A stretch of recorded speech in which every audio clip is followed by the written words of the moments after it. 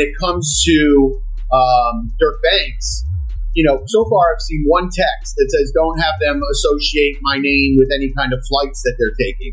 Certainly that's not a good text, but is that the only text? Because that doesn't, that in itself doesn't stand on its own. Certainly it's circumstantial. But like I said, we have to wait and see what other evidence they have. If they have a snitch, if they have videotapes or audio tapes of him saying something, I think that's a lot different than, hey, just make sure you don't associate my name with these guys. So I'm hesitant to say that they have. Did you know that Lil Durk's team released a video of him before his arrest, possibly hinting at his release date?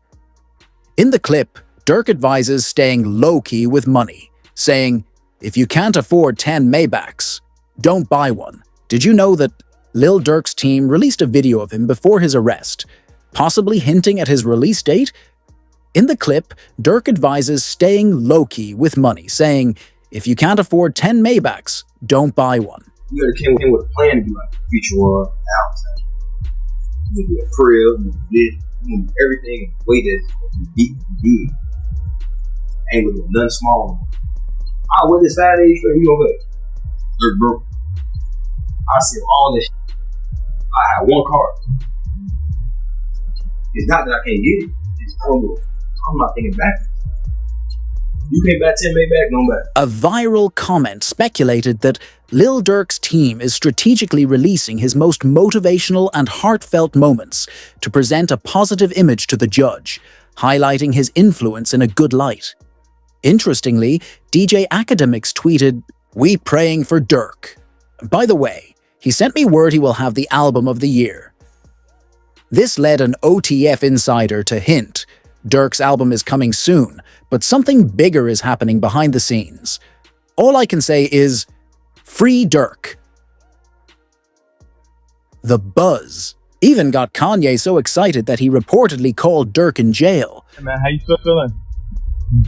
I'm feeling good, just taking a day at a time, just chilling and staying focused for real. Yeah, I love the time we spent in Saudi, man. That was great. Look, that's all I'm talking about here. People here, they get their time, and they ain't never experienced the world. So I be telling them stories. They be on 20. Wow. Yeah, man. I just got off the phone with Puff. I talked to him for the first time 5 minutes ago. 5 minutes ago he called me. Yeah. But just days later, something alarming happened to Lil Durk.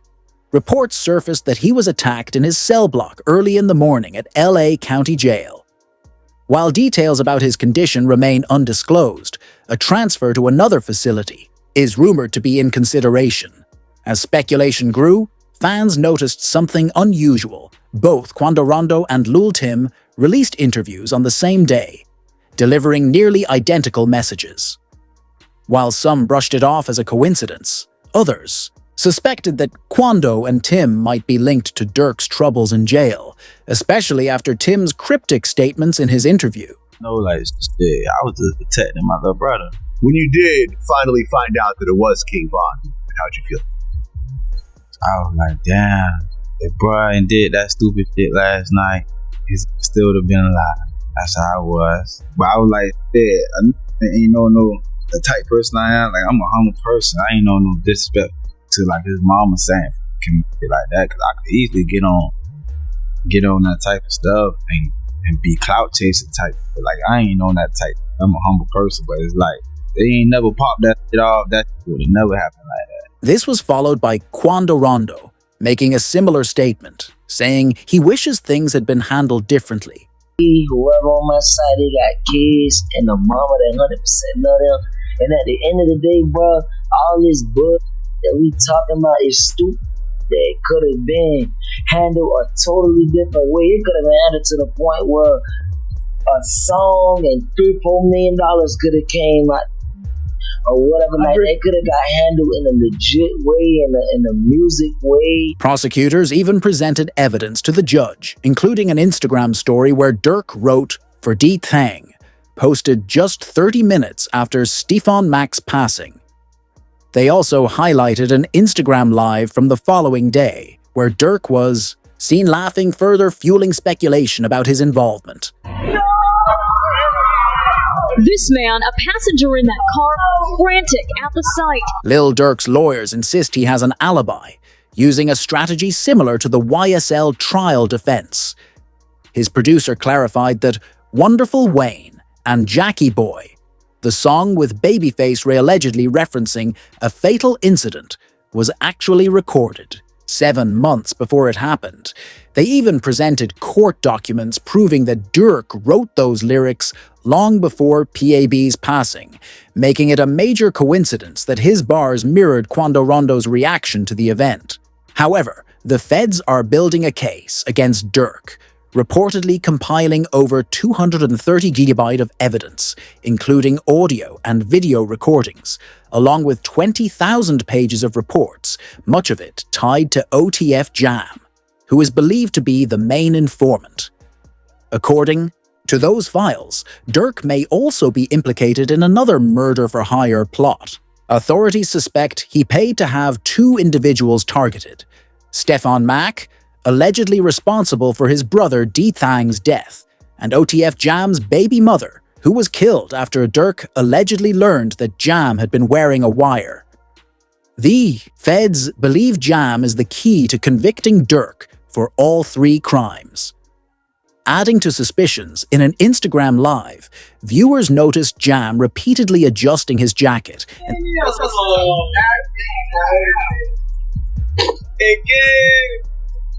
I ain't gonna lie. My whole dream thing. I ain't gonna lie. Feeling like back in the day. Oh, oh, dang. Look like you said. Oh, look, he's so happy. He took off. Check on your man. I heard you got Yeah, dude. I ain't gonna lie, man. Hey, when I was growing up, I was having a day architect. I'm having a day. School's out of town. All that whooping on the net, it got your man. this felt like a huge betrayal to Durk, especially since he had recently gifted Jam $50,000 as a show of loyalty. You can't see us. What? Keep on phone. Hey, somebody else said slap car. Somebody else said slap car. However, months before his arrest, Durk had already sensed that Jam was acting suspiciously. It was later revealed that Durk had been playing 3D chess all along. New OTF Jam was going to cooperate with authorities. What's the name? Steady crying, huh? He's steady crying. Feed him. Big mama, see that? feed him. Baby. That's really how y'all hold y'all babies. Like, I gotta hold my money like this. It's too much. Crazy though. No sitting up there doing all this. Sneak this and the internet games and all this. Up some money, do something. Like, we winning, bro. I can do it. Whatever it is I want to do, I can do it. Not what I want to do, what I want. Y'all can do that, bro. Bro got out what? You know that Haven't you did all? the years I did it now? Yeah. They should let it be. 12? Sweet. That boy popped out 12 years. Man.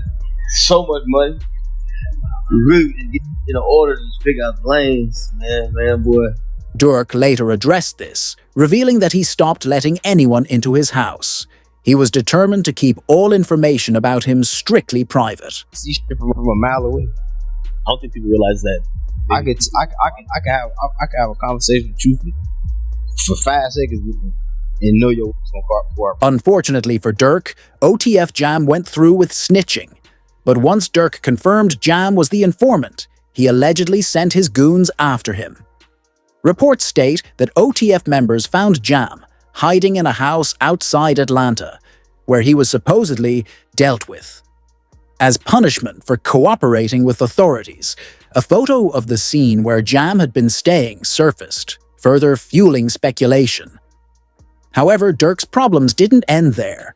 Prosecutors are still using his lyrics against him, highlighting one particular bar in court.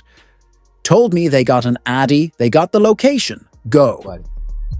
Nobody is ever allowed to my house. It be our best friend never been in my house. For real? I promise. Your best friend? I promise. Like it's people like I just don't allow around my girl and my kids because it's like I'm just a different type. I'm not the have family night at Durk house tonight. Still, You say everybody at Durk's crib. Yeah, we got everybody getting watched. Watch everybody. Hey, they go too close to them kids. What to do? Like that's how I play. Like I don't play. Brick Baby initially agreed not to snitch on Durk, but he later put himself in a risky position. In an old interview he reacted to, Brick Baby stated, "You can't say Durk never slid for King Von anymore because they got PAB." By making this comment, many believe he unintentionally drew federal attention to Durk's name. Then it's just people like, you lined up somebody from your hood. Like, listen, I didn't. But at the end of the day, what's wrong with giving my friend the address? Oh, this is my boy. He lost his boy. Who did it could be around. 9 times out of 10, he had to ask me, I probably would have been. If he even asked anybody, if this is even true. But 9 times out of 10, like I said, can I leak more? Sure. I said if he make the call right now, I'd accept it. Right. With the feds now focusing on Durk, they launched an investigation, and one of the first pieces of evidence they uncovered was footage linking the suspects who took out Lil PB to King Von. This footage made it clear that there was a direct connection between the suspects and OTF. But was this an attempted hit? Well, You can't say that. Then they put you. What? Like who died? You can't say that no more. Oh, because of FBG Cash? Or who? Federal charges in California. Nah, because Lil Pop. So this is about the... Oh! What's that? But I'm just saying, they just say you can't say that no more. This evidence suggested that the suspects were seeking revenge for Von, making it the perfect setup for Durk to orchestrate. Around this time, DJ Academics began breaking down a detailed timeline of Durk's alleged crimes over the past few years. Let's go over there.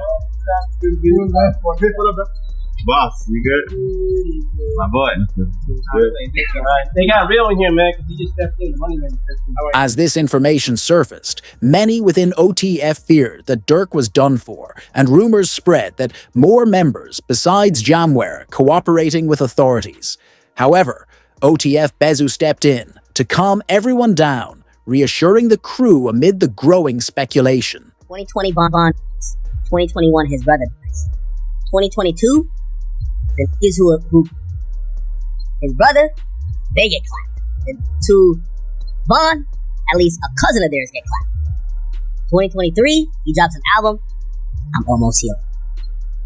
You ever think about that, Chad? It's like poetic. 2020, Von, 2021 his brother. 2022, get back for both those situations. 2023,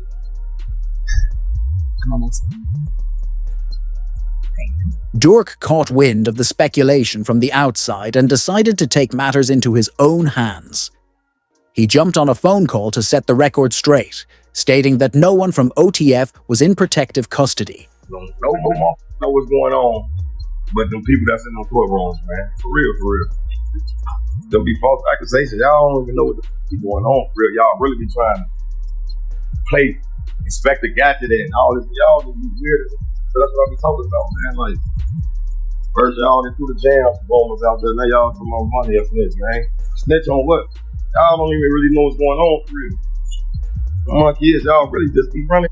And that's why I don't participate in nothing that got to do with nothing illegal.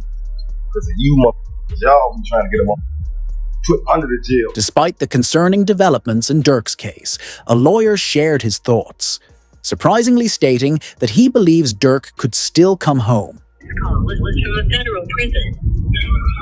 Say what, bro? I said, I know you're able if you need anything, you know I got you. I appreciate it. You know the thought that count, Yeah.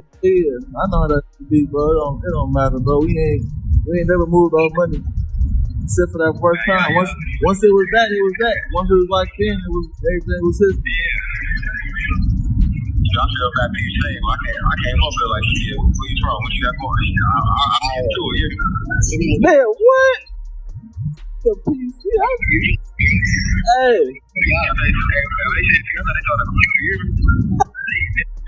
I'm saying, they be like, man, you know you, man, send me your sticker. Whatever it is, I got to tap to it. Nah, for sure. Can't go no more for a big shit. Come out, hang out, right? In his official statement, the lawyer said, "I'm hesitant to say they have a slam dunk case against Durk Banks. I think they still have a long way to go to prove the conspiracy against him." It all depends on the hunger of the U.S. attorney and the AUSA that's involved. And if they want this individual badly enough, they'll make very attractive deals for these individuals. What does a very attractive deal look like? I think they go for the lowest hanging fruit. Whoever, didn't actually die, maybe someone that was involved that didn't actually, or someone that, but it didn't hit, they're going to have forensics. Yeah. So they'll take whoever is the least culpable, and I think that they'll approach him and make a deal with him that'll be the most attractive. And if that guy doesn't make a deal, they'll move on to the next guy. So usually that's what happens, right? You go for the lowest hanging fruit first, the guy that you think will flip, the guy that didn't really have that much involvement. And I think what also is interesting with the indictment is it wasn't just money. They're like, oh, it could have been money or it could have been career advancement.